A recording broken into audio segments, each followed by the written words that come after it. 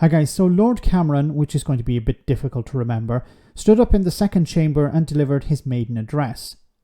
He mentioned a great deal of things, but this section here is what I want to focus on. He commended Rishi Sunak, but then took a few potshots at Boris Johnson, before finishing with the post-Brexit CPTPP deal, singing its praises. While Cameron is a good speaker, what he's trying to sell here is basically junk, a bit like his party. Have a listen. Note that the Liberal Democrat benches are particularly full. I always said to my Deputy Prime Minister and partner and friend, Nick Clegg, that his party would feel the benefit of participating in the coalition for many, many years to come. I just didn't predict exactly how that would manifest itself. I first set foot in this place as a teenager in the 1980s, when I worked briefly as a parliamentary researcher.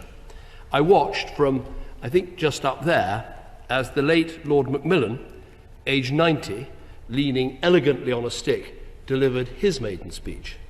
It was a thoughtful, measured evisceration of the late Lady Thatcher's government and its handling of the miners' strike. I intend no such censor for my successor in 10 Downing Street. Indeed, wanting to serve under Rishi Sunak, who I believe is a strong and capable Prime Minister, was one of the reasons why I accepted his offer of this role. That said, it was a surprise to be asked. I have not been sitting like some latter-day de Gaulle at Colomblé-les-Deux-Églises, waiting to be asked, how shall I put it, to take back control. Nor am I Cincinnatus hovering over my plough. I leave all classical allusions, and indeed illusions for that matter, to another former Prime Minister with whom I shared a number of educational experiences. It is a narrow bill, but the benefits are considerable. With others queuing up to join CPTPP, Prime Minister Rishi Sunak has ensured the UK got in there first. The deal offers possibilities for our whole country, from distilleries in Dorset to AI pioneers in Wales to car park manufacturers in Northern Ireland to digital forensic experts in Scotland. It is an investment in a brighter future. And I should know, because I was the future once. Oh my goodness. Okay, let's park the comedy for a moment. But I did like the potshots at Margaret Thatcher, well, her administration, Nick Clegg from the leader of the Liberal Democrats when they were in coalition together, and of course Boris Johnson. Now, the main point here, of course, is CPTPP.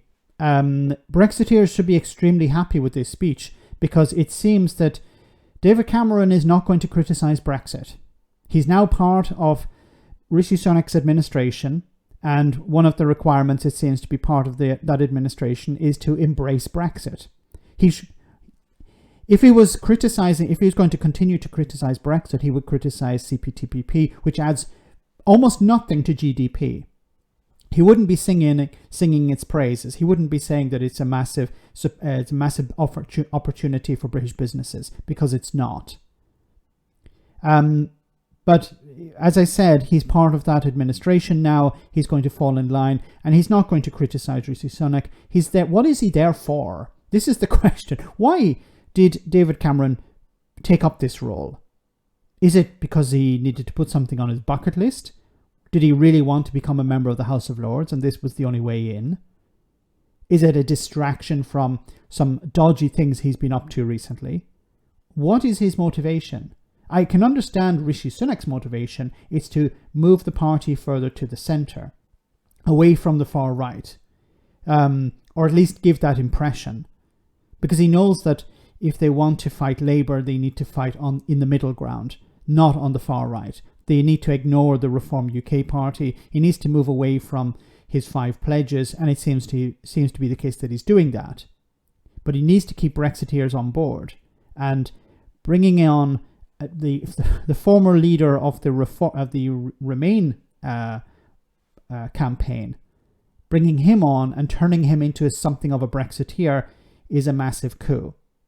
Let me know in the comment section, guys, what you think. As always, your comments are greatly appreciated. Thanks a lot.